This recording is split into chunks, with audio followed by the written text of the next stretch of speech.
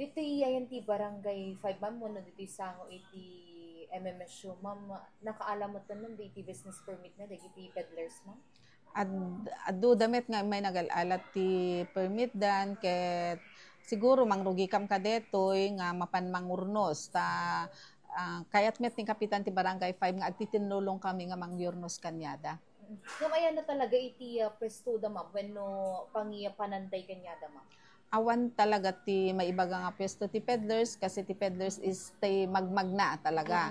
Ngem kaadwan na meten pinestuan da di jayan ti maysa nga side ti kalsada iso nga kasla naging permanent det te dadjay meten nga dapat kumangahaan. Iso nga alakit at dadadjayen ken hanmet unay nga maka-obstruct ti traffic iso nga napaypayagan dalatan iso nga agtinulong kam to ti kapitan ti barangay 5 nga mangayos kanyada. Mano da amin gayam ma'am nga dadjay ma'am. Han mi pay nga na kuan no manoda talaga to yan ti sango ti MMSU ken yan ti sideg ti Marcos Stadium tayo ta han mi pay inikkan at talagan ti numano ti talaga nga mapan agpwesto ija basta adula ta dagiti may met nagalala ti permit nan nga ibagada nga ija ti pagpwestuan na ket sapay kumata maayos min to met lang amin dagitoy kada itoy nga sumarsaro nga aldaw.